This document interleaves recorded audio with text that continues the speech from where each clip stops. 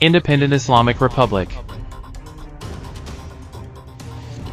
It was only in October, just a few days after the escalations of the Palestinian-Israeli conflict, mass demonstrations in support of the Palestinians took place in the capital of Yemen and a number of other provinces controlled by the Houthi group Ansar Allah. Thousands of protesters with Palestinian flags in their hands chanted slogans and declared their support for Palestine. And after 2 months of confrontation in the Middle East, the Houthis have proven that they are not afraid to challenge the Wahhabi Salafi regimes backed by America in the region, but also they aren't afraid to challenge the collective West either.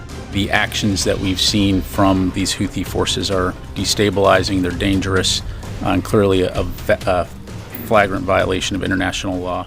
The main followers of Ansar Allah are considered to be the Zaidis, who profess one of the movements of Shia Islam and live in the west of Yemen. They've always been considered a unique model of resistance, so even Britain, which conquered the Yemeni coast in the 19th century, was never able to subdue their tribes.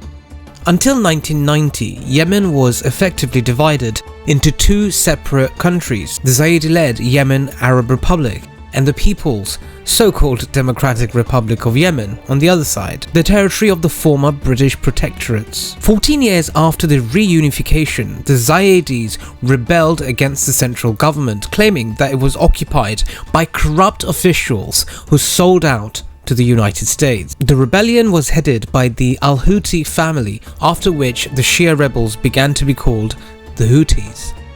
With Washington's global dominance, however, they seemed to be facing imminent defeat. And back in the 1990s, the Houthis only had obsolete small arms, jambia, daggers, and an unwavering fighting spirit. At this crucial juncture, Iran stepped in and provided Ansar Allah with military and political support.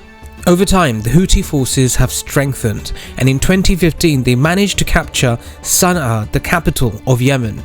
Under the leadership of Saudi Arabia, Sunni Arab countries even organized a military coalition against the Houthis. Counting on a very quick victory, they unexpectedly got bogged down in bloody battles without defeating the Shia rebels. Just the other day, they shot down an American MQ-9 Reaper UAV over Yemeni territorial waters. And back in mid-November, Ansar Allah announced a new rocket launch at the city of Eilat in southern Israel, and then the seizure of the Galaxy Leader commercial ship belonging to Tel Aviv in the Red Sea. At the end of November, the Houthis again shelled Eilat and seized the Israeli oil tanker Central Park off the coast of Yemen. This month, the Houthis have stepped up their attacks on enemy ships. Firstly, they hit a British merchant ship and 2 Israeli ships in the Bab el-Mandeb Strait with a UAV. Then, with the help of the same drone and missiles, they attacked the American destroyer USS Carney. Tuesday, the Ansar Allah opened fire on a Norwegian oil tanker heading to an Israeli port. The Houthi movement's fighters continue to remind the world that they will not allow ships associated with Tel Aviv to enter the Red Sea and the Arabian Sea until the end of the bloodshed in Gaza. We have every reason to believe that these attacks, while they were launched by the Houthis in Yemen, were fully enabled by Iran.